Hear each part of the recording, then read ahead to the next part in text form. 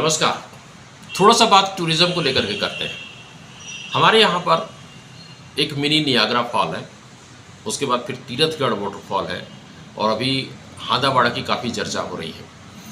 और इसके अलावा जो टूरिस्ट स्पॉट्स कहें तो बहुत सारी चीज़ें हैं, कोटमसर गुफाएं हैं, तो इधर तामर घूमर वगैरह है। अब कहने का मतलब ये है कि हमारे यहाँ जो टूरिस्ट स्पॉट्स हैं उसकी कमी नहीं है और टूरिज़्म को लेकर के हमारी सरकार भी बहुत बड़ा काम कर रही है, बहुत ऊंचे ऊंचे दावे कर रही है और मिनी नियाग्रा की संज्ञा दे रही है टूरिज़्म डिपार्टमेंट अपने चित्रकूट वाटरफॉल को। दरअसल मैं कहना ये चाहता हूँ कि हमारे इस तमाम टूरिस्ट स्पॉट्स को देखते हुए विस्टाडोम की यहाँ पर मांग उठी थी, विस्टाडोम आई भी, लेकिन विस्टाडोम जब अरकू से यहाँ आती है तो वो खाली आ जाती है। और सबसे बड़ी बात यह है कि अरकू तक जब वो आती है ट्रेनें, विस्टाडोम भरी हुई होती है और अभी हाल ही में पोंगल के मद्देनज़र उसमें एक और कोच बढ़ाया गया था, लेकिन वो कोच जब यहाँ अरकू से जगदलपुर पहुँचती है तो पूरी तरह खाली पहुँचती है। सबसे बड़ा सवाल ये है कि यहाँ पर टूरिज़्म को हमारी सरकार क्यों बढ़ा नहीं सकी, क्या वजह है? गिरीश शर्मा से चर्चा करते हैं। गिरीश, बताइए क्या हो सकता है इसमें, क्यों हमारे यहाँ पर जो अरकू की ट्रेन आ रही है, अरकू से जो ट्रेन आ रही है यहाँ पर जगदलपुर में, वो खाली आ रही है, वो भी विस्टाडोम कोच, जिसकी बड़ी मांग उठी थी और यहाँ पर टूरिज़्म के तमाम दावों के बावजूद ये जगह टूरिस्ट स्पॉट नहीं बन पाया है। काम में कहीं कमी रह गई है या फिर क्या कुछ है? अब काम में पर्यटन रूप में एक भी पर्यटन स्थल बस्तर में ऐसा नहीं है जहाँ पर कहा जाए कि पर्यटक आएगा और दिन भर वो वक्त गुजारेगा। बिल्कुल।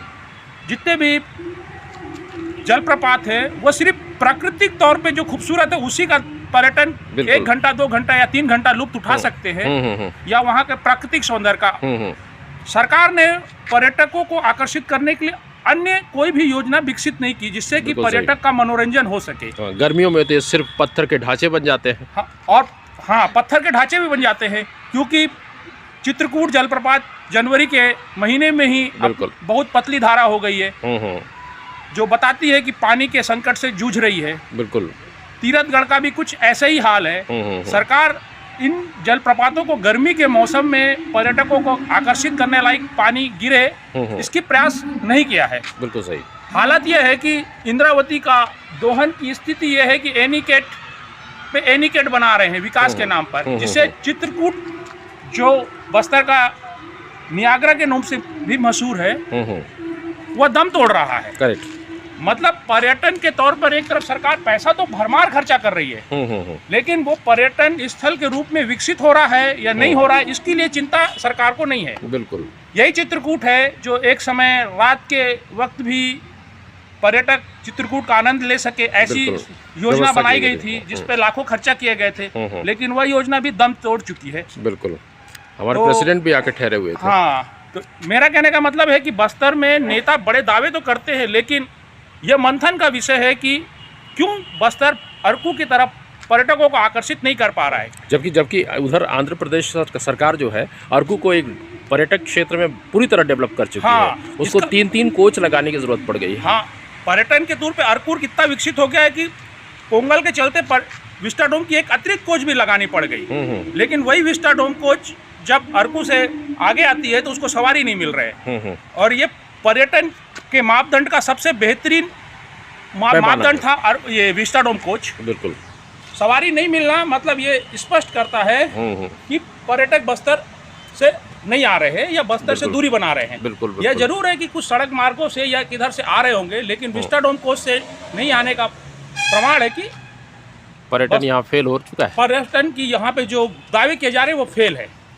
सरकार को पर्यटन विकास के लिए निश्चित काम करना चाहिए, क्योंकि इससे जमीनी स्तर पे भी रोजगार मिलने की पूरी संभावना है और प्राकृतिक सौंदर्य का भी दोहन हो सकता है। जंगल भी बढ़िया है, लेकिन इसके बाद छत्तीसगढ़ निर्माण जिस उद्देश्य से किया गया था कि बस्तर तेजी से विकास करेगा, अब पर्यटन के तौर पे भी विकसित नहीं हो पाया है। तो इसमें कहीं ना कहीं जो भी सरकारें सत्ता में रही वो सब फेल ही रही, या कहे तो जनता को सिर्फ गुमराह करती रही कि हमने पर्यटन के लिए बहुत काम किया है, लेकिन उनके पूरे दावे की पोल विस्टाडोम कोच ने खोल दी है, जो सवारी नहीं मिल रही है।